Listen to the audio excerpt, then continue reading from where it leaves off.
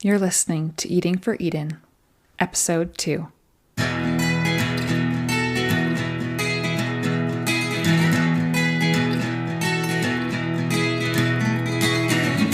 When it comes to doing something about climate change, your food choices matter.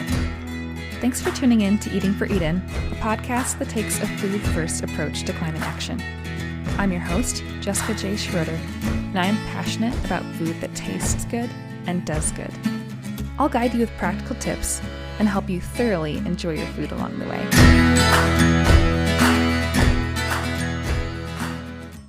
For many of us, when we get excited about something, we want to go all in.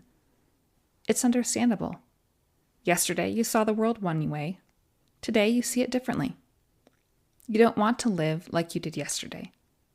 Things need to change.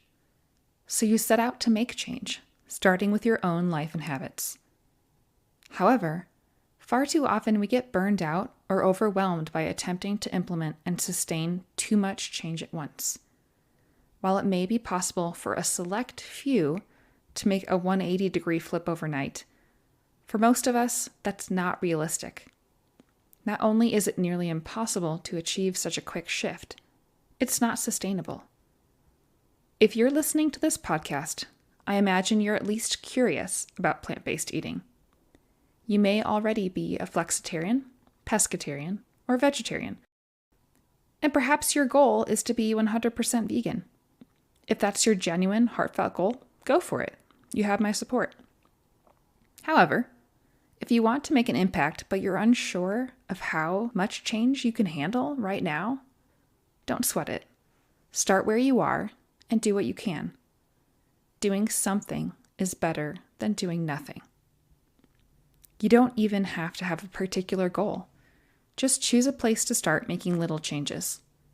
Your goal may find you over time, but maybe not. There is no perfect to shoot for. So let go of that myth. There are people out there claiming that anyone who isn't 100% vegan is part of the problem, but I think that is unfair. I think it's worth celebrating anyone who is contributing to the solution. One of the world's top medical journals, The Lancet, formed a commission to develop dietary recommendations focused on both human health and planetary health. In their own words, the EAT-Lancet Commission addresses the need to feed a growing population a healthy diet while also defining sustainable food systems that will minimize damage to our planet. The guidelines produced by the EAT-Lancet Commission are a great standard by which to estimate the relative sustainability of a given dietary pattern. According to Our World in Data, in 2017, in the United States, the average daily per capita supply of red meat was 185 grams. Of chicken, it was 153 grams. And of dairy, 698 grams. While this doesn't reflect actual consumption because it doesn't account for food waste, the stats are still incredibly relevant. What we produce is based on market demand, and what we produce affects the climate, whether it gets consumed or not. Comparing this data with the EAT-Lancet recommendations, the average supply per capita for the United States was over 1,300%. That's 13 times more red meat, over 5 times more chicken, and almost 3 times more dairy than recommended. In short, you don't have to be 100% vegan to do better than that. At bare minimum, purchasing and consuming less than these average amounts is still one small step in the right direction. Going one better, if you avoid red meat entirely, you've omitted the top greenhouse gas emitters from your diet. Yet another step further, if you decide that you're still going to consume some amount of animal products but lower your intake to the modest levels set by the EAT-Lancet Commission, which bases its recommendations on what is sustainable for our planet, that's even better. None of the suggestions I just gave achieve, quote, perfection, but they each make a positive impact. Each is worth committing to. Of course, if everyone went vegan, we'd be able to make a massive dent in global greenhouse gas emissions. That would be amazing. But we have to recognize that not many people are willing to take that leap.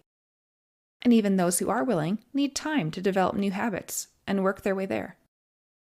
We also have to recognize that it will take the economy time to change.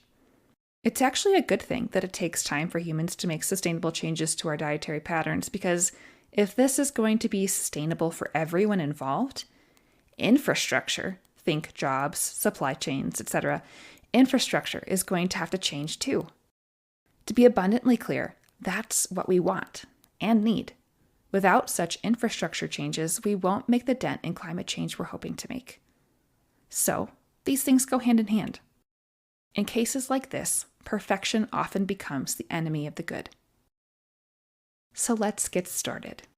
Regardless of the end goal, many people may be willing to swap out, say, plant-based meat alternatives a few times a week and lessen their overall meat, egg, and dairy intakes. Some people are happy to give up meat entirely, but still want to consume dairy on occasion. That's totally fine. Let it be a special treat that you indulge in here and there, and enjoy it thoroughly if and when you do.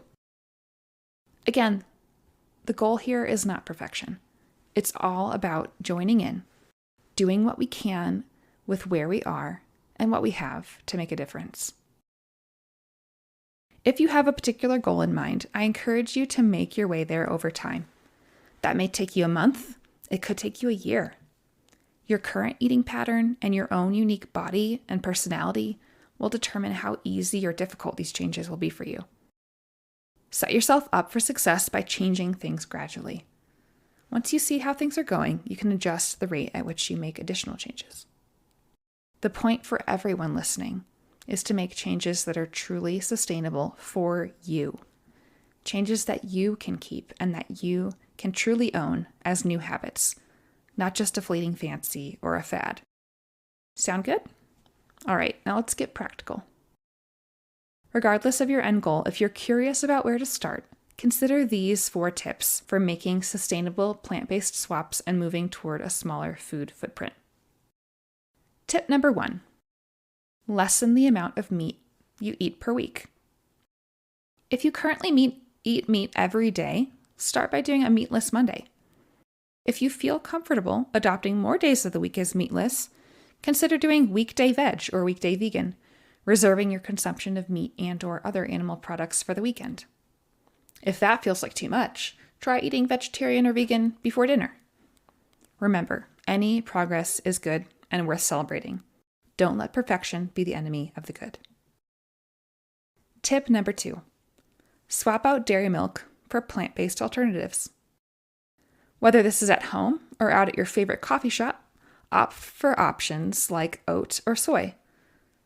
All plant-based milks have an overall lower carbon footprint than dairy, but oat and soy have the lowest. What's more, soy milk has the same amount of protein as dairy milk and is rich in beneficial soy isoflavones.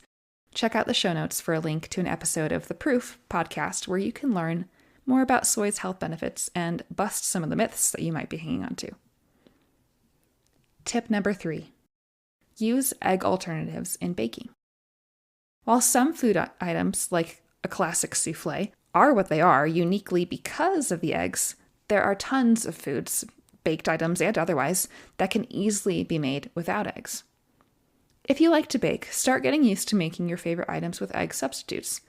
And I don't necessarily mean those high-cost, ultra-processed concoctions on the grocery store shelves.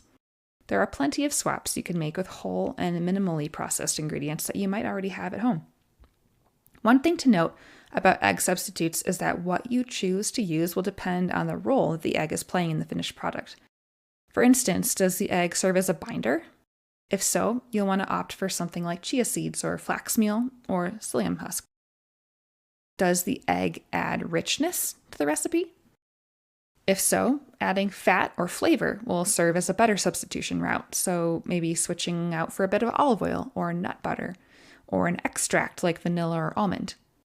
Even something like espresso powder or molasses could be good options depending on what you're making. Does the egg provide lightness or airiness? In that case, experiment with leaveners like baking powder or a combination of lemon juice or apple cider vinegar and baking soda. I'll put a link in the show notes to a blog post I have found particularly helpful when figuring out what to substitute in various bakes. Finally, and perhaps the most important, is tip number 4. Focus more on eating a diversity of whole plants. This tip is all about mindset. Rather than thinking so much about what you can't or shouldn't eat, focus on seeking to eat a diversity of whole plants. This fosters an abundance mindset instead of one of scarcity. It's a powerful thing. The beauty of focusing on filling your plate with fruits, veg, whole grains, legumes, nuts, and seeds is that you'll naturally crowd out the animal products. Delight in abundance. Get excited about embracing the wide variety of delicious plants. This mindset will take you far. It's time to get started, but leave behind any shame-inducing messages based on the goal of perfection.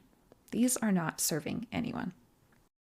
Instead of seeking perfection, start where you are, do what you can, and build from there.